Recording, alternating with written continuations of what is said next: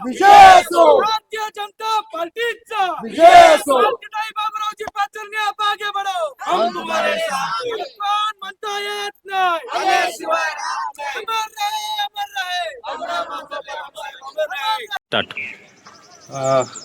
खरं तर या 2026चा जिल्हा परिषद आणि पंचायत समितीचा प्रचार रंगात आलाय. उद्या महाआघाडीचा दिवस आहे.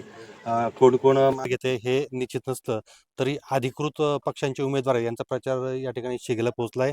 स्वर्गीय आमदार बाबूरावजी पाचरणे साहेब यांची ही कॉलनी त्यांनी वसाहत केलेली आहे. या ठिकाणी 2 मंदिर दिली आहेत.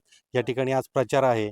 शिरूर शहराला लागून असणाऱ्या रामलिंगला उमेदवार स्वतः मम्मी आहेत, त्यांच्या मिसेस आहेत.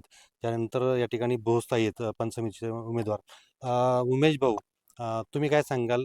हे जे या ठिकाणी वातावरण आहे साहेबांचं, हे पूरक आहे का कॉलनीमध्ये म्हणा किंवा संपूर्ण मतदारसंघामध्ये? काय सांगाल? नक्कीच आज शिक्षक कॉलनी रामलिंग रोड या ठिकाणी आम्ही जिल्हा परिषदेचे उमेदवार मालतीताई बाबूरावजी पाचरणे आणि उज्ज्वलाताई विजय बोस पंचायत समितीच्या उमेदवार यांच्या प्रचारासाठी आलो असता सर्वांनाच अक्षरशः गहीवरून आले, आठवणी ताज्या झाल्यात साहेबांच्या. 2000 साली साहेबांचं स्वतः या शिक्षक कॉलनीच्या उभारणीमध्ये खूप मोठं योगदान आहे. आपण आमच्या मागील बाजूस बघू शकता, संत सेना महाराज आणि साईबाबांचं मंदिर आहे, तेही बाबूराव पाचरणे साहेबांनी त्या ठिकाणी बांधून दिलेलं आहे. अशा असंख्य प्रकारची कामं साहेबांनी त्यांच्या आयुष्यामध्ये या तालुक्याला स्वतःचा प्रपंच, स्वतःचं कुटुंब मानून केलेले आहेत.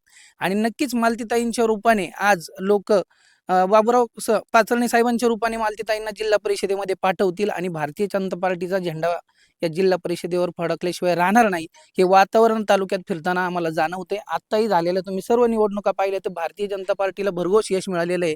आणि मालतीताईंच्या रूपाने, सागरदादांच्या रूपाने आणि उज्ज्वलाताईंच्या रूपाने आपल्या गटातले 3 उमेदवार जिल्हा परिषदला आणि पंचायत समितीला प्रचंड बहुमताने निवडून जातील असा आम्हाला विश्वास आहे. खरं तर या शिक्षक कॉलनीमध्ये भोसताई या इथले रहिवासी आहेत. सगळे लोक या ठिकाणी शिक्षक आहेत, काही ग्रामसेवक आहेत आणि सगळे सरकारी कर्मचारी आहेत. तर तुम्ही या ठिकाणी इथले रहिवासी आहेत. तर काय सांगाल या कॉलनीबद्दल आणि या ठिकाणी असणाऱ्या यांच्याबद्दल, सहानुभूतीबद्दल? नमस्कार, मी मनीषा भोस. मी शिक्षक कॉलनीतली रहिवासी आहे. खऱ्या अर्थाने ह्या एरियातला पहिलाच सगळ्यात कॉलनी डेव्हलप शिक्षक कॉलनी झाली आहे आणि इथे पाणी, रस्ते झाले आहेत आणि ह्यांचं सर्व श्रेय बाबूराव पाचरणे यांना जाते आणि त्यांच्यामुळेच आम्हाला हे सुंदर साई मंदिरची जागा वगैरे उपलब्ध करून दिलेली आहे.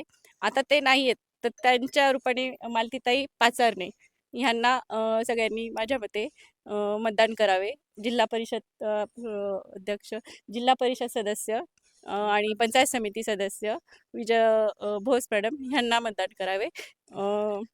सगळ्यांनी BJPला वोट करावं अशी माझी इच्छा आहे. अजून डेव्हलप व्हावं एरिया, हीच आमची अपेक्षा आहे.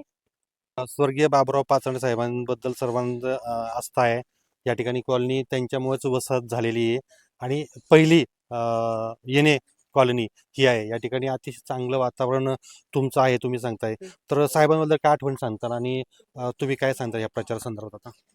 आठवण म्हणायची म्हणजे जसं आम्ही जिथे आत्ता प्रचाराला जातोय तिथे साहेबांची प्रत्येक पावलं-पावली आठवण येतीये. कारण की आता तुम्ही जसं बघताल की मागचं मंदिरही साहेबांनीच त्याचं म्हणजे मंदिरापेक्षा पूर्ण कॉलनीच ही साहेबांनी उभारली आहे. अशा कित्येक प्रकल्प त्यांनी उभारलेत, त्यांनी विकास केलाय आणि राजकारणी म्हणजे आजही विरोधी पक्ष सुद्धा त्यांचं नाव काढतोय राजकारणात की तसा माणूस नाही. मग त्यांचाच वारसा आता आपल्याला थांबून जमणार नाही किंवा हे होणार नाही. त्याच्यामुळं आमच्या मातोश्री उभ्या आहेत, मालतीताई उभ्या आहेत, एवढंच सांगू शकते.